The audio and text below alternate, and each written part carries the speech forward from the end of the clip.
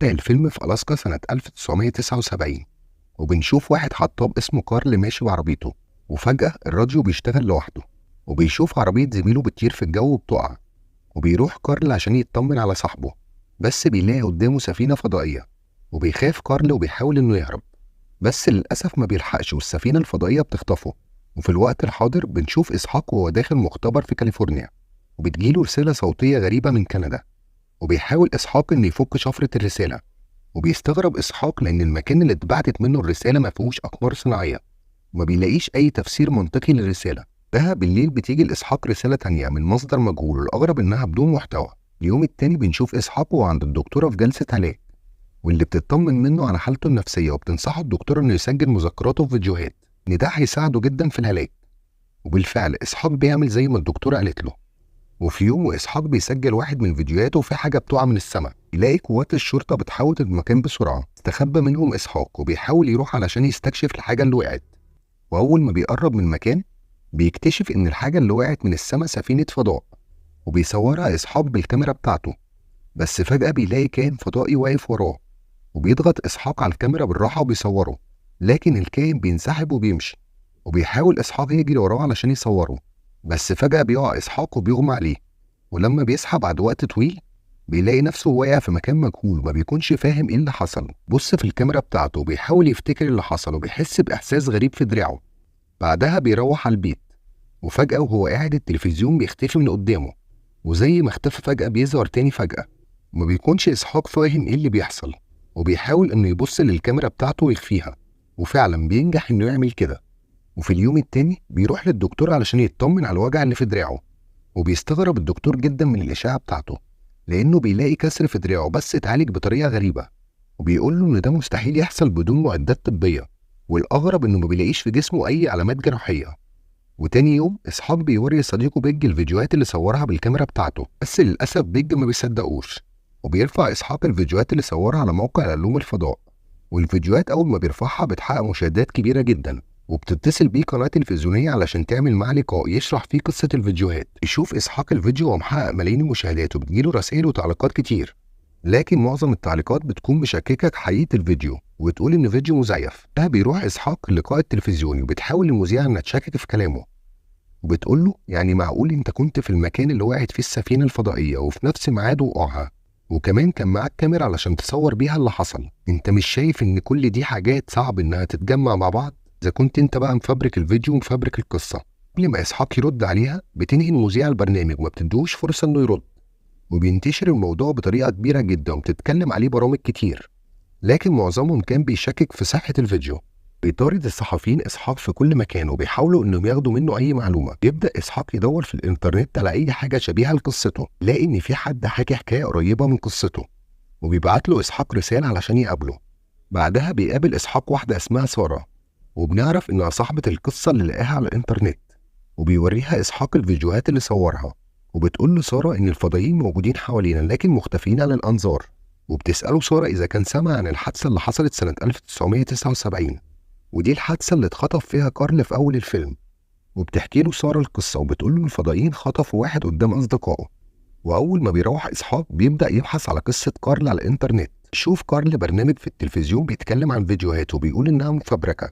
قرر إنه يبعت مجموعة شرايط من فيديوهاته للبرنامج علشان يأكد له إنها حقيقة، وفعلا بياخد الشرايط وبينزل علشان يحطها في صندوق البريد، وبيقع منه جزء من الشرايط على الأرض، وبيجي شخص علشان يساعده، وبيتعرف الراجل ده على شخصية إسحاق، وبيقول له الراجل إنه صحفي وعايز ينشر قصته، بس القصة الحقيقية مش المزيفة اللي قالها في التلفزيون، وبيديله الكارت بتاعه وبيمشي. ده بيقعد إسحاق يفكر في العرض بتاعه، وبيقرر إنه يروح له، وبيقول له الصحفي إنه لازم يوصله بجهاز كشف الكذب، ولو نجح الناس مش هيبقى قدامها غير إنها تصدق قصته.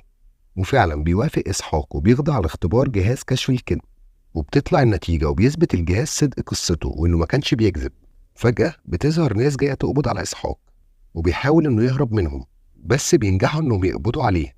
بعدها بينقلوه المكان وبيحطوه على كرسي وبيربطوه، وبنشوف إنهم خطفوا سارة هي كمان. بعدها بيظهر شخص اسمه جراف وبيقول لإسحاق إنهم هيعملوا عليه شوية اختبارات. قالوا جراف يعرف إيه عن كارل، وبيقول له إسحاق إنه ما يعرفش أي حاجة عنه. وما بينجحش جراف إنه يوصل لأي نتيجة من الاختبار مع إسحاق، وأول ما جراف بيتدور وبيمشي بيضرب إسحاق الحراس الآليين وبيهرب، وبيفك سارة وبياخدها معاه وبيجري وراهم الحراس الآليين، وبيوصل إسحاق في آخر الممر الباب مقفول، وبيستخدم إسحاق قدراته الذهنية وبينجح إنه يفتح الباب وياخد سارة ويهرب. وبيطلب جراف من الحراس إنهم يدوروا عليهم في كل مكان لأنهم أكيد عارفين مكان كارل. بعدها بيقرر إسحاق وسارة إنهم يدوروا على كارل ويوصلوا له، وبيوصلوا لواحد اسمه زد علشان يساعدهم في البحث عن كارل. لما بيحكوا له قصتهم بيرفض زد إنه يساعدهم لأنه مش مصدق كلامهم، بس أول ما بيشوف الحراس وهي بتدور عليهم بيتأكد من صحة كلامهم، وبياخدهم زد لبيته في الغابة وبيحاول يبحث عن مكان كارل.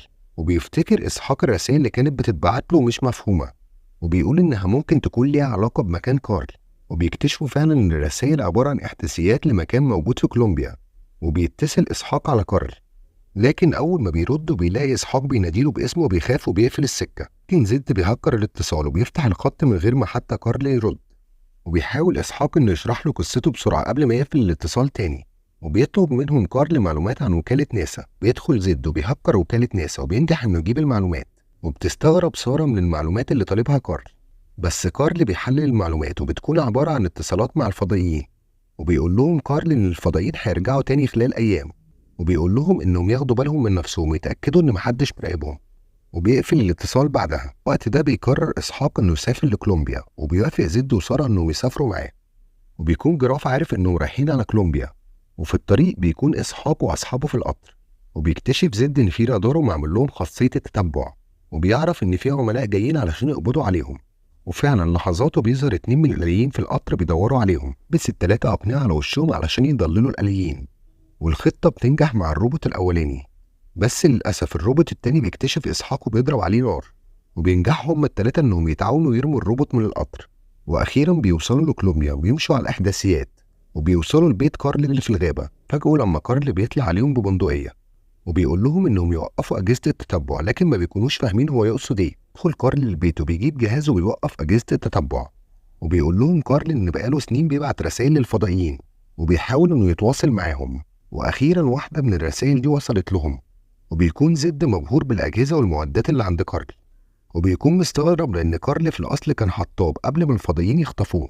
وبيقول كارل لإسحاق إنهم محتاجين يعرفوا هيتعاملوا إزاي مع الفضائيين لما يوصلوا، لأنهم مش ضامنين رد فعلهم. اللحظة دي بتسيطر على إسحاق قوة غريبة وبيجري لوحده في الغابة لحد ما بيوصل لمكان الكائن الفضائي.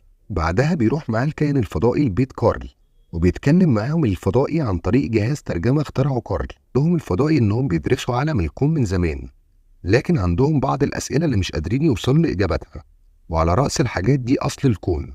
علشان كده هو جال الأرض علشان يحاول يوصل لإجابات لأسئلته. تسأل سارة الفضائي هو ليه دراعاتهم بتوجعهم، وبيحط لها الفضائي صور على دراعها، وبيوري لها إن الكسر اللي في إيديها جواه جهاز تتبع. استخرج من إيد إسحاق جهاز التتبع هو كمان. وفي الوقت ده بيوصل عميل جراف وهو اللي معاه للبيت، وبيخرج لهم كارل ومعاه البندقية. يسألوا جراف عن والده روبرت، وهنا بنعرف إن روبرت والد كارل كان صاحب جراف اللي الفضائيين سحبوا عربيته في أول الفيلم. وبيقول له كارل إنه ما يعرفش حاجة عن والده، بس جراف ما بيصدقوش وبيأمر رجالته إنهم يضربوا النار عليه. وبيتصاب كارل وبيقع على الأرض وبتجري عليه سارة، وبيكون إسحاق بيجمع كل اللي يقدر عليه علشان يهرب. يقول له الكائن الفضائي إن عنده قدرات خارقة كتير ولازم يركز ويستخدم القدرات دي. وبيركز إسحاق وبينجح إنه يوقف الزمن، وبيخرج للعملاء وهم بيضربوا النار، وبياخد سارة من قدامهم وبيختفوا هما الاتنين. بعدها بيرجع وبياخد زد وكارل لبعد تاني، وهناك الفضائيين بيشفوا كارل. أول ما الزمن بيرجع تاني لمساره الطبيعي بيستغرب جراف إزاي إسحاق وأصحابه اختفوا من قدامه في لمح البصر. وفي الوقت ده بيشوف السفينة الفضائية وهي ماشية من قدامه. وبعد مرور وقت طويل بنشوف إن إسحاق وسارة حبوا بعض واتجوزوا، وإن زد وكارل بقوا أصحاب جدا، وإن العميل جراف انطرد من شغله. دي هنا بيخلص الفيلم. لو عجبك ما تنساش اللايك والاشتراك في القناة علشان تتابع كل ملخصاتنا الجاية. وسلام، ونشوفكم الملخص اللي جاي.